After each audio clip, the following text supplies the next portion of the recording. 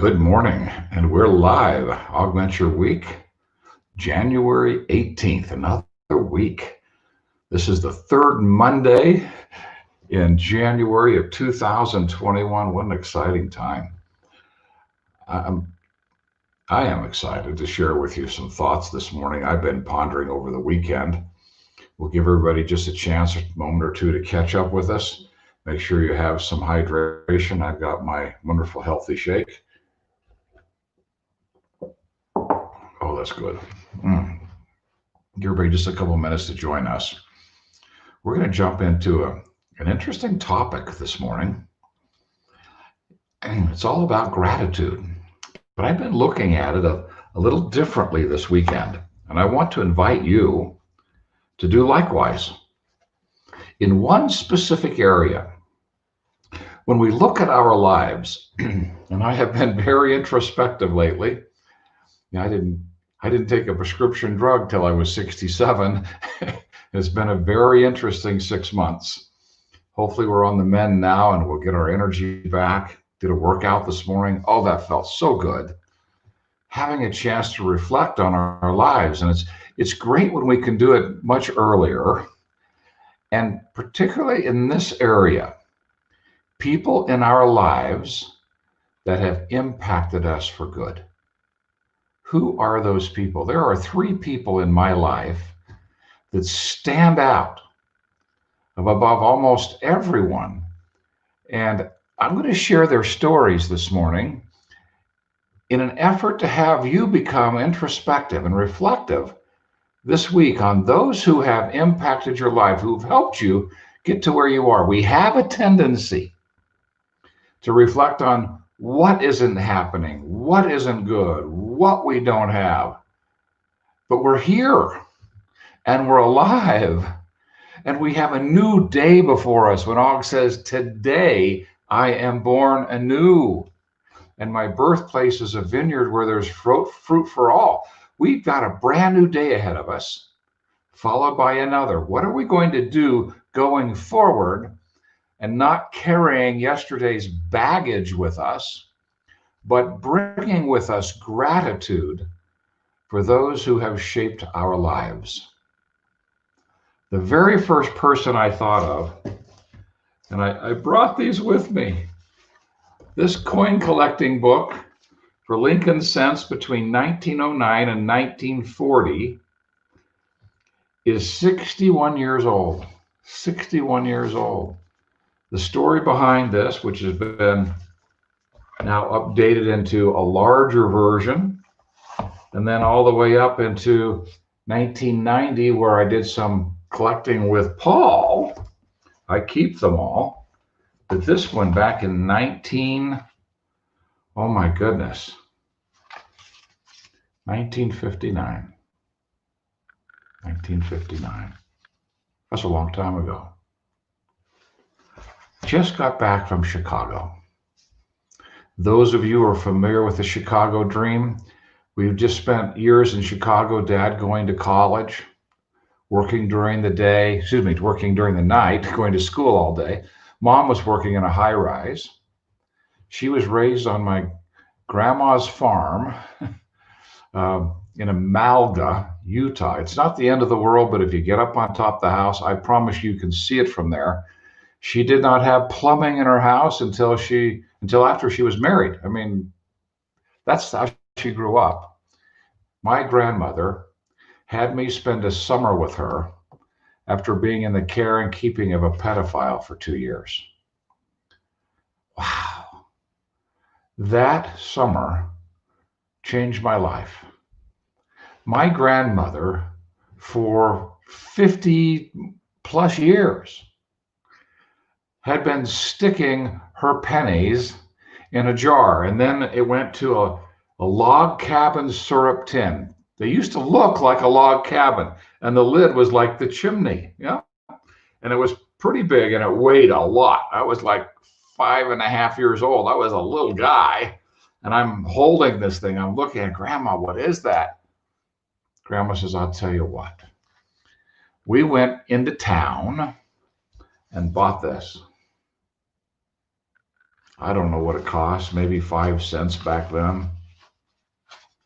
And she sat me down on the living room floor, and we emptied all of those pennies, huge mound. And for the next several days, I went through them one at a time and put them into the book. There were even some Indian head pennies in there, which was really fun. I still have those separate from this. And I filled up this book all the way through to this book in part, which was into the 40s and 50s, including 1943 and the steel pennies. They didn't have enough copper because of the war. The copper was all going into the bullets, and they made the pennies out of steel in 1943. I have all three of them. All of these were in my grandmother's log cabin tin. I felt like $1 million. It was an incredible experience. It launched a series of dreams in my life that were so healing. I am so grateful to my grandmother. Every time I saw her, it was like she had nothing else to do but love me. And I really needed that from a grandma. Thank you, Grandma Hanson. Who's your Grandma Hanson? Who in your life? Just go to the chat and write down that first person in your life. Go from your childhood and the first person who had an impact on you. Just write them down. Let us share this morning. It was Grandma so-and-so. Maybe it's my mother, my dad. It could have been an uncle. It could have been a friend. Who was the first person who impacted your life? Because I started collecting these coins. Then my other grandma found out I was collecting and gave me a 1883 Liberty nickel she'd been keeping for most of her lifetime. That's the first year of a Liberty nickel. There were only 23 million of those minted back then. I have it right here in my Liberty head nickel collection. There it is right there. I started collecting those in elementary school. There were still a few around. How exciting was that? And then I remember one night having a dream shortly after this experience. My father, when I would do chores, would give me a quarter. So I started collecting quarters. And when you find a quarter that's a silver quarter, a dime that's a silver dime, that's really exciting. I would collect those quarters. And one night I had a dream. I came out of my bedroom, down the back steps and into the backyard. I can still remember it like yesterday. 3 steps. I knew that somewhere in this backyard was buried a treasure. I had a shovel in my hand, and I was led to this one spot. I could feel the treasure. And I started to dig. And I dug and I dug and I dug. And all of a sudden, my shovel tapped what sounded like a metal lid. And I brushed away the dirt. And I lifted up the lid. And there was a treasure trove of quarters. See, when you have a quarter, you're the richest person on the planet back then, right? Back then. And I dug my hands into the quarters, and it was bottomless. They just ran through my fingers. I played with them. And I woke up. I reflected on that dream for years. I never forgot it. Like I said, I can remember it like it's yesterday. And then one day it hit me. And my grandmother opened this up for me. That every single one of us have buried in our own backyard, metaphorical backyard, a treasure. And one of the treasures I have is my grandmother. She saved my life. Who do you have? Papa, my grandfather on my mother's day. Yeah, Bobby, thank you for sharing. My mom, my grandma.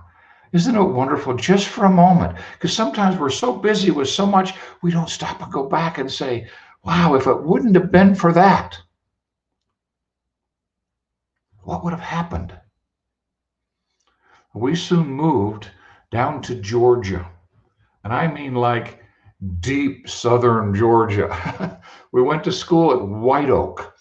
White Oak had desks that were still bolted to the floor. And the school was so old, the bathroom was an adjacent building because they didn't have plumbing when they first built it. And my fifth grade teacher was the number 2 person. From grandma to her, Virginia Colson. Virginia Colson was probably 65 years old at the time. She did not ever get married. She just loved her kids. Those were her students. She was just known for it. Well, one day she got called to the office to address some issue. And before she left, she said, "Be good, children." Well, somebody flipped a rubber band at someone, and another flipped a rubber band. Well, I'm going to get involved in this. And just as I'm getting ready to flip my rubber band, she walks in. Well, we were all in trouble. She got a smile. She says, "You boys are flipping rubbers." That's what she said. It was funny. I didn't understand it then, but I reflect on it now. Anyway, I get distracted. Bottom line, she said, "Boys, this is what you're going to do." And she opened up Rudyard Kipling to his famous poem, If. And she said, "You're going to memorize this and share it with the class. And until you do, you will not have another recess." Wow. That's pretty strict punishment for someone in the 5th grade to get out of the classroom for a few minutes into fresh air, right? Well, I went home that night and I was so determined. I memorized that poem. You'll be a man. Yes. Memorized that. Went back the next day and she wanted to report, "How you all doing?" I said, "I'm ready." "Really?" I said, "Yes, I'm ready." So she called me to the front of the classroom and I quoted the poem from memory. She grabbed me by the back of the neck and dragged me down the hall from classroom to classroom to classroom. "You've got to hear this." Just like that, interrupt the class. "You've got to hear this," and had me quote the poem, If. I felt like $1 million. I had never accomplished anything like that. To be honored by her like that, we became dear, close friends. I will forever be grateful for what she did before and after, but for that day, Virginia Colson was my hero. She changed my life. I then knew I could accomplish anything, if I put my mind to it. Who in your educational path was that person? Oh, we all had one of those teachers who wanted to send us to the, they call it the short bus, right? And some never got past that until they got older. I'm so grateful for her because it made everything else possible. Who in your life, educationally, as you're going through school, changed your life? A school teacher, a professor maybe in college, just write their name down. Just say, "It was my 8th grade teacher, my 9th grade teacher, my calculus teacher," whatever it might be. Just write it down.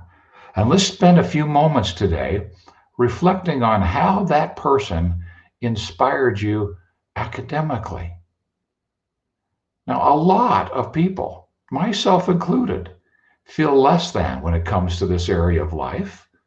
There's always someone smarter with more credentials who went further, right? Maybe your parents insisted you go to the best schools and shepherded you through to the highest levels of education. Many did not have that benefit, but all of us have had one person in our life who supported us. Just write them down. Ooh, Mrs. Vincent, my 3rd grade teacher. Isn't it my music teacher? Yes. Who is that person educationally? Third, this is a toss-up. My dad was a hardworking guy. Oh, getting emotional this morning. And I love him for that. My great experience with him, I wrote about it today. I Begin a New Life. When I interviewed him about work and passion-driven work, purpose-driven work. But in my childhood, I was always working, but we never had a connection around it. It was always, punishment. That's how it was. Maybe for you too. But it was Terry Byers. When we moved to Colorado, I had the privilege of working for Wood Rock Landscape. It later became Timberline. If anybody lives in Arvada, Colorado, you know Timberline Nursery. It's still got to be there. I think his children have inherited it and taken it over. I still remember the moment with Terry, because we would start like at 6 o'clock in the morning. We go to a job. He'd line it out. He'd leave. I would work all morning. He'd come back at noon. He worked at DuPont. This Wood Rock was a fledgling landscape company he was trying to launch. And I was the only employee, right?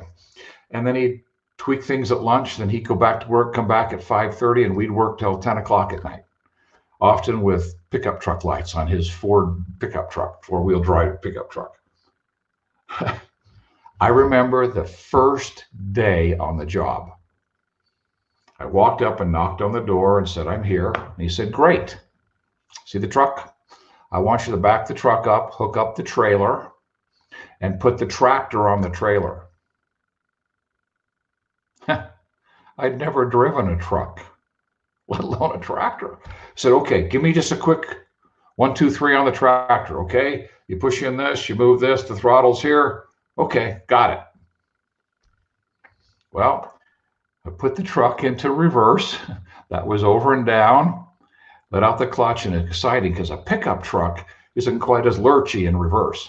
Got it backed up. It took a few times to get it lined up with the tongue of the trailer, but I did. Got it hooked up, drove it to the front, went and got on the tractor.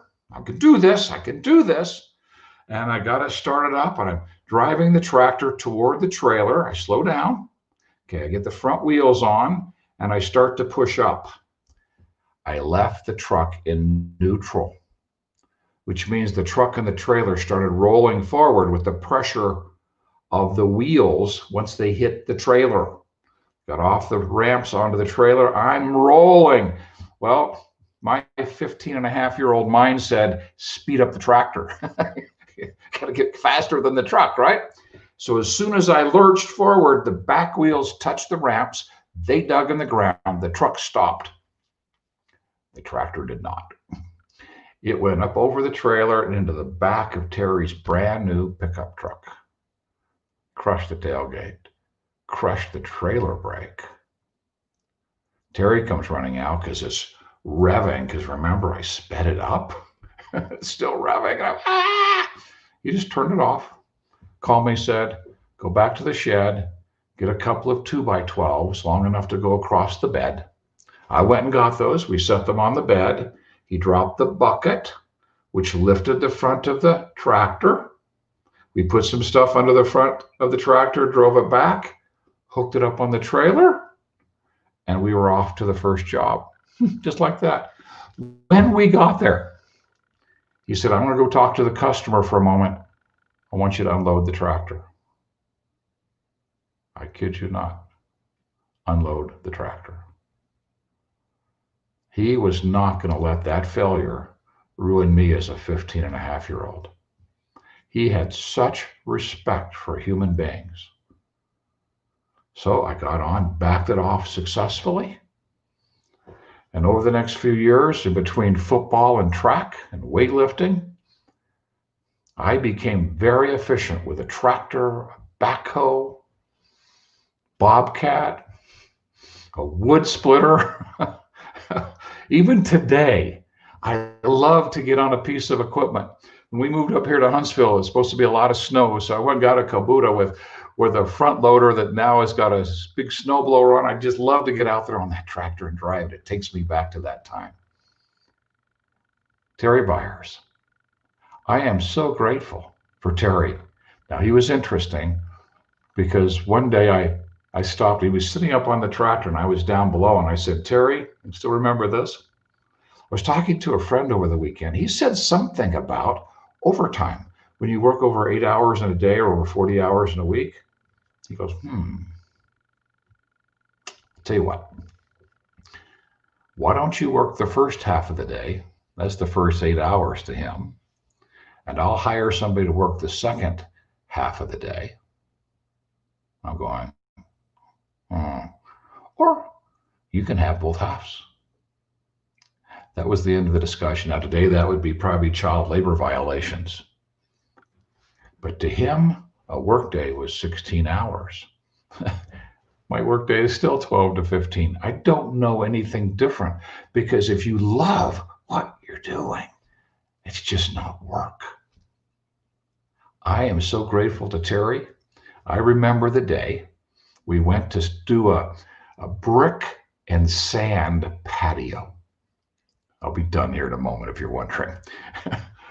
He lines me all out. It's early in the morning. There's the lady with a cup of coffee, drinking it, watching. And Terry gets ready to leave. She goes, where are you going? I'm 16 now, right? Oh, don't worry. I've given you my best man. She didn't know I was his only man. Well, the pressure's on. I've never done a brick and sand patio. But Terry taught me to never be afraid of anything. Anything. Well, from ninth grade football, finally getting over fear, to then meeting Terry Byers. What a beautiful transition from spring football at the end of ninth grade to the summer between that and the 10th grade, starting to work for Terry Byers. Wow. Fearless. He taught me to be fearless. Now, you don't want to do crazy stuff, but we did some really incredible things. And he challenged me not to have any fear. Just do it. Did I make mistakes? Oh, yeah. One day I built a rock wall with the rocks flat instead of stacked on top of each other. He just walked across the back of it. The whole thing collapsed. He said, stack them like this, and went back to work. You learn, but you learn by doing. Who is the person in your life who was your Terry Byers? Beth, his wife. What a sweetheart. Oh, I just saw her in my mind, smiling and smiling. I wish I had time to tell you all the stories because I made some really tragic errors in that process, other than just driving the truck in the back of the pickup truck. Lessons I will never forget. To this day, when I'm doing a job, I always say, is the trailer full? Is the trailer full because of an experience we had together where I went on a long trip and came back with a trailer that was not full, and he paid per truck, not for the amount on the truck. Is the trailer full? Who's your Terry Byers? Just write it in the comments. Who taught you to really challenge your limits, to do things beyond what you thought you might be capable of doing, to learn to be fearless in what you're doing? Who was that? Could that have been a football coach?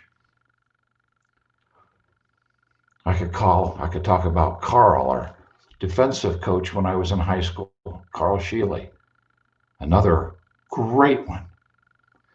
I've been thinking about them. They just keep coming to me over the weekend. So who's your grandma? Who's your educator? Who's the one who taught you to work? Someday I'll tell you more about Carl Sheely, a real builder of men. Who are these people in your life? Let us pause for a moment today and express gratitude for the people in our life who helped us get to where we are. One It will awaken the very things they taught you. It'll help you uncover some of the frustration you may be in today so that all of you can show up.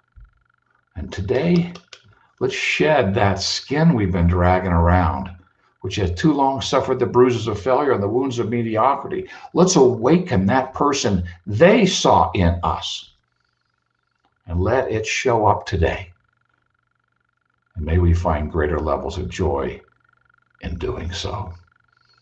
Thanks, everyone. Have a blessed day.